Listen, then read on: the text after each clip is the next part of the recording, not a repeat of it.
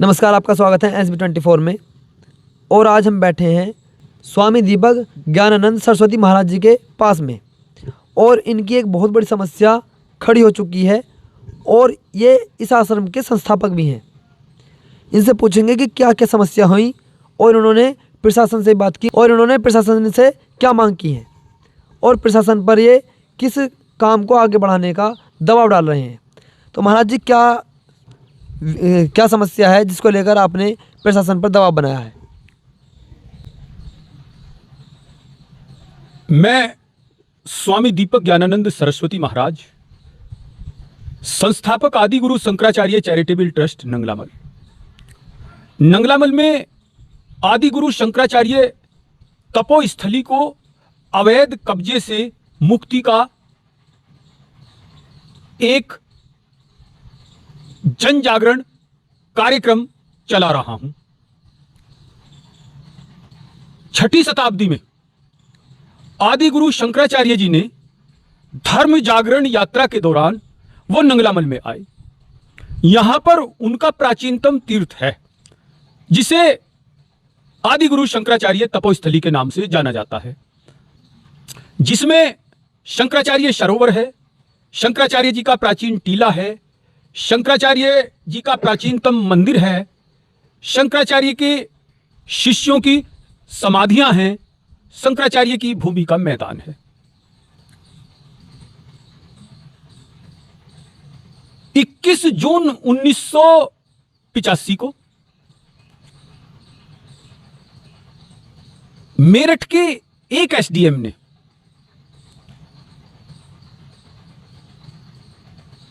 शंकराचार्य तपोस्थली पर रिपोर्ट मांगी। लेखपाल ने अपनी रिपोर्ट में बताया कि 12 नंबर और 15 नंबर हिंदू संत समाधि स्थल है और इस स्थान पर संतों की समाधियां हैं। उर्दू भाषा के कारण इसे कब्रिस्तान कहा गया है, क्योंकि उर्दू भाषा में हिंदू संत समाधि को और कब्रिस्तान को विगत एक ही श्रेणी कब्रिस्तान के अंतर्गत दर्ज किया गया है। उसके बाद 21 जून 1985 को एसडीएम के एक मौखिक आदेश से शंकराचार्य तपोस्थली के एक भाग पर कब्रिस्तान दर्ज कर दिया गया। मैंने प्रशासन से और उत्तर प्रदेश के माननीय मुख्यमंत्री योगी आदित्यनाथ जी से कहा कि आदि गुरु शंकराचार्य तपोस्थली पर बना कब्रिस्तान शंकराचार्य तपोस्थली का हिस्सा है और यहां पर संत समाधियों का स्थान है। यहां पर दूसरे समुदाय की कब्र नहीं दबनी चाहिए। मेरी बात का क्षेत्र के सभी ग्रामीणों ने समर्थन किया। हमने कागजात प्रशासन को सौंप दिए। कट्टरपंथी ताकतों से मुझे खतरा भी महसूस हुआ। एलआईयू और इंटेलिजेंस की रिपोर्ट ने मुझे खतरा दर्शाया, जिस कारण यहां के प्रशासन ने मुझे 2 बार गनर दिया, लेकिन उसके बाद गनर हटा दिया गया। मैंने प्रशासन से जानना चाहा कि आपने मुझे मेरी सुरक्षा के प्रति पूर्ण आश्वस्त हो? प्रशासन कहा नहीं।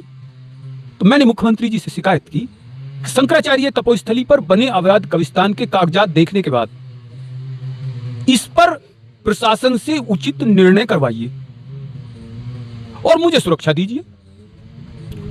प्रशासन आज तक मुख्यमंत्री जी को इस संदर्भ में सही रिपोर्ट प्रेषित नहीं कर पाया, जिसकी मैं एक धर्म की, सत्य की, सनातन की, मर्यादा की लड़ाई लड़ रहा हूं।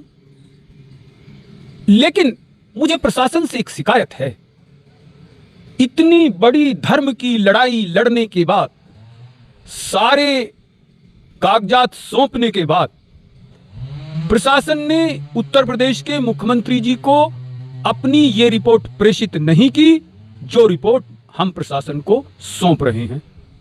मुझे पूरी आशा है जिस दिन मेरठ का प्रशासन मुख्यमंत्री जी को अपनी रिपोर्ट प्रेषित कर देगा, उसी दिन शंकराचार्य तपोस्थली से बने अवैध कब्रिस्तान हटा दिए जाएंगे, चूंकि योगी आदित्यनाथ जी सनातन के सजग प्रहरी हैं। भारत में किसी भी राजनीतिक दल का कोई भी व्यक्ति वो कार्य नहीं कर पाया जो योगी आदित्यनाथ जी ने सनातन के लिए किया। मैं उनको बार बार नमन करता हूं, वंदन करता हूं, और मुझे पूरी आशा है कि वो इस पर अपना स्पष्ट रुख करेंगे। महाराज जी, सभी समस्या के बीच में, जितनी भी समस्या आ रही है, जितनी भी आपने प्रशासन से बात की, इसके बीच में एक सवाल खड़ा होता है कि सरकार ने इसको तीर्थ स्थल भी घोषित कर रखा है। तो जब यह समस्या हल नहीं हुई, जब ये कब्रिस्तान का नहीं पता चल रहा कि किसका है, मुस्लिम का है या हिंदुओं के पक्ष का है, या ये जो भी जितनी भी व्यवस्था है ये किसके हाथ में जानी चाहिए, तो उससे पहले ही से तीर्थ स्थल घोषित क्यों कर दिया? तो इसमें भी कहीं ना कहीं प्रशासन की लापरवाही है। नहीं, कागजी तथ्यों में स्पष्ट रूप से यह सनातन धर्म का है, लेकिन प्रशासन अपनी ढुलमुल नीति के कारण सही काम नहीं कर पा रहा है। चूंकि मामला मुख्यमंत्री जी तक पहुंच चुका है तो प्रशासन डर भी रहा है। मुझे पूरी आशा है इस तीर्थ को विश्व प्रसिद्ध तीर्थ का स्थान मिलेगा, और आदि गुरु शंकराचार्य जो सनातन धर्म के संस्थापक भी माने जाते हैं, उनकी ये तपोस्थली मेरठ के प्रमुख तीर्थ स्थानों में से एक होगी, और यहां देश और विदेश के लोग दर्शनार्थ और धर्म लाभार्थ आएंगे। अभी पीछे कुछ दिन पहले ही आपने जैसे शिकायत की, तो प्रशासन की भी यहाँ बहुत से लोग आए, और जो जांच एजेंसियाँ हैं वो भी आई, और जिस क्षेत्र के जो गणमान्य लोग हैं वो भी आए। उन्होंने आपसे बात क्या कही और आपने उनके सामने अपनी बात क्या रखी? हमने सभी के सामने जो कागजात में है उसे प्रस्तुत किया।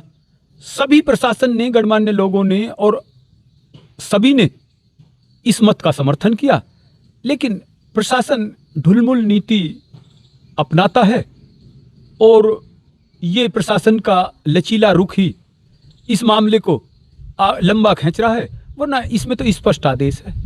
और मुझे पूरी आशा है कि जिस दिन मुख्यमंत्री जी प्रशासन पर कठोरतम कार्रवाई करेंगे, कई अधिकारियों को जवाब देना भी मुश्किल हो जाएगा। मैं नहीं चाहता कोई अधिकारी दंडित हो, किसी को कोई कष्ट हो, इसलिए मुझे पूरी आशा है प्रशासन इसमें कोई ना कोई सम्मानजनक हल निकालेगा। धन्यवाद। हम जहाँ पर बैठे हैं यहाँ से कुछ मीटर की दूरी पर ही वो जगह है जिसके ऊपर ये सारा विवाद हो रहा है, और यह एक बहुत बड़ी व्यवस्था है, बहुत बड़ी जगह है, जिसको राज्य सरकार ने भी तीर्थ स्थल घोषित कर दिया है। लेकिन प्रशासन की लापरवाही के कारण यह विवाद और बढ़ता जा रहा है, और दो पक्ष आमने सामने आ चुके हैं। जल्द से जल्द प्रशासन, सरकार और शासन सख्त रुख अपनाए और इस विवाद का जल्द से जल्द फैसला करे, क्योंकि सभी लोग यहाँ आपसी संबंध बनाए हुए हैं, सब आप शांति से रह रहे हैं और अपने निजी जीवन में व्यस्त हैं। लेकिन अगर इस प्रकार का विवाद आगे बढ़ता है तो वो लोग जो अपने निजी जीवन में व्यस्त हैं वो भी कहीं ना कहीं अपने पक्ष को रखेंगे और झगड़ा यहाँ पर बढ़ेगा। तो इसलिए प्रशासन को जल्द से जल्द इस सारी समस्या का निवारण करना चाहिए, और जो क्षेत्र में शांति है वो बनी रहे उसके लिए आगे आना चाहिए। धन्यवाद।